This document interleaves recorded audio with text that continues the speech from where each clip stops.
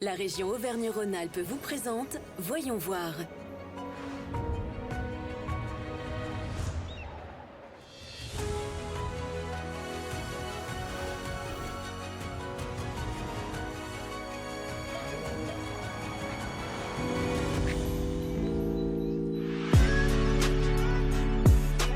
Cette semaine, dans Voyons voir, on s'intéresse aux nouveaux équipements sportifs cofinancés par la région Auvergne-Rhône-Alpes. Direction Bellerive-sur-Allier, où le Sporting Tennis de Vichy Communauté a finalisé en juillet 2025 la restructuration complète de son site de 4 hectares. Avec 2 grandes halles qui accueillent des cours indoor en terre battue et des terrains de paddle, plus 13 cours extérieurs et 6 pistes de paddle, le projet, initié par la Fédération française de tennis, a coûté un peu moins de 12 millions d'euros, avec une participation de 650 000 euros de la région.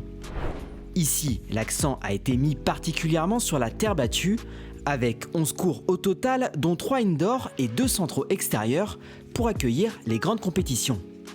C'est vrai qu'en France, on a moins de 20% du parc tennistique qui est sur terre battue, au contraire d'autres pays comme l'Espagne, l'Italie, qui sont sur des pourcentages plus élevés. La région aussi nous suit, puisqu'il y a un schéma directeur aux équipements qui a été signé entre la Ligue Auvergne-Rhône-Alpes de tennis et la région Auvergne-Rhône-Alpes pour aider les équipements, et en particulier les terres battues. En devenant un pôle de référence sur cette surface, l'objectif est aussi de former les futurs champions français qui iront jouer à Roland-Garros.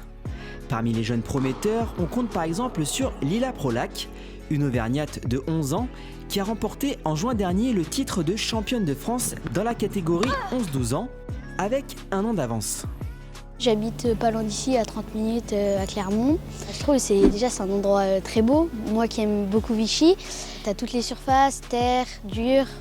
Toute l'année, tu peux jouer. À Paris, par exemple, si j'y vais, je serai habituée. Donc j'aurai quelques jours, par exemple, d'avance si les autres le temps de s'habituer à la surface, alors que moi, je serai déjà prête. En effet, sur terre battue, qui est un jeu très spécifique puisqu'il faut glisser, il faut apprendre à glisser, c'est pas si facile, il faut jouer avec les effets, donc c'est une technique qui est différente. Donc plus les jeunes vont s'entraîner et vont passer du temps sur ces surfaces, plus il y a de chances qu'ils soient performants au plus haut niveau. L'ensemble des clubs ne peut pas accéder à ces surfaces, à ces vraies terres battues, parce que c'est quand même des entretiens qui sont très complexes. Et lorsque le site a été repensé, vraiment ils ont fait un effort sur les conditions de jeu qui permettent de former les jeunes pour le plus haut niveau. En parallèle du tennis, le site accueille aussi depuis septembre le Centre national d'entraînement du paddle. Vous verrez dans la seconde partie pourquoi la Fédération française de tennis a misé sur Vichy pour en faire le pôle France de ce sport de raquette qui connaît une progression fulgurante. Mais tout de suite, faisons une parenthèse pour découvrir un autre site sportif de la région qui a fait peau neuve. Direction donc Val-sur-Rhône dans l'Ain. Au pied du Jura, à Val-sur-Rhône, l'ancien site industriel de Péchinet a laissé place à l'énergie du sport. Sur 9 hectares, la Plaine des Sports accueille désormais tennis, paddle, athlétisme, rugby et bien d'autres disciplines. Un projet soutenu par la région Auvergne-Rhône-Alpes pour dynamiser la pratique sportive sur tout le territoire. On a déménagé il y a un peu plus d'un an maintenant. Avant, on était implanté sur les hauteurs de Val-sur-Rhône.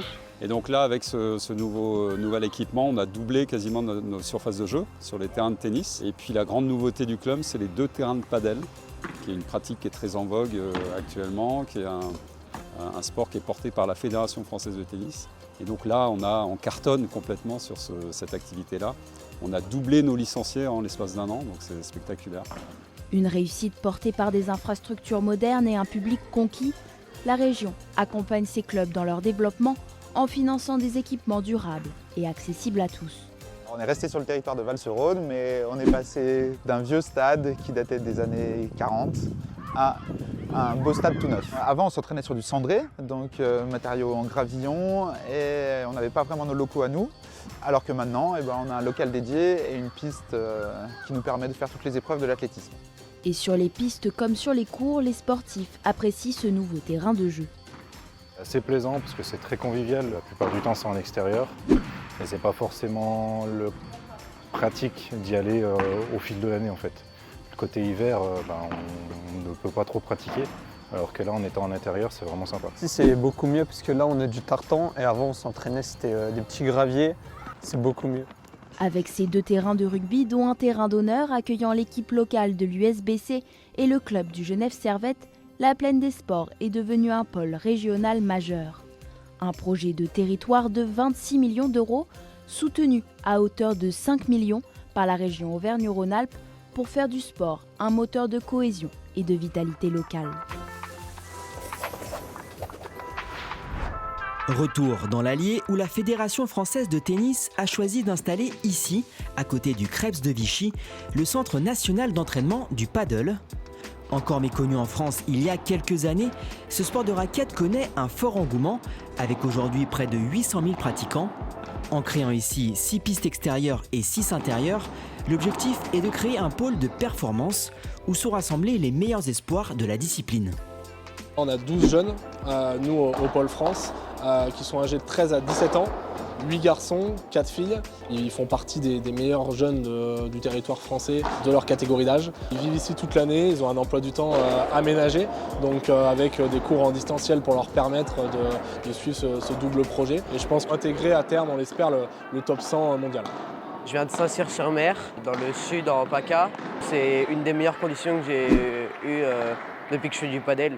On s'est bien développés tous depuis qu'on est arrivé physiquement et tactiquement et techniquement dans le padel aussi. Ce sport connaît une telle évolution qu'il pourrait devenir olympique dans les prochaines années et représente donc pour la fédération une opportunité de médaille à saisir. C'est pourquoi on retrouve ici les mêmes conditions de jeu que sur les compétitions internationales.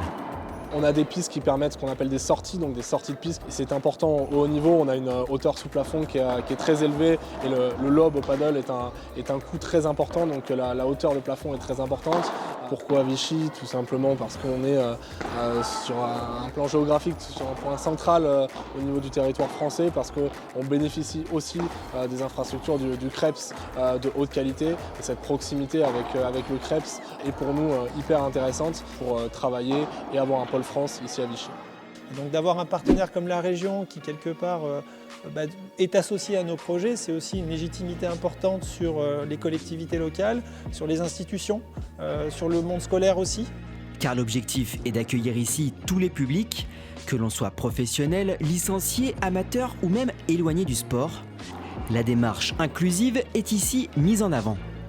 À ce titre, on peut vous citer le Pass Région Senior, qui a pour objet de proposer aux plus de 65 ans de la région Auvergne-Rhône-Alpes des activités sportives et on sera évidemment partenaire. Et les personnes de plus de 65 ans auront des offres préférentielles pour venir jouer au paddle, en particulier sur ce site. La région Auvergne-Rhône-Alpes vous a présenté Voyons voir.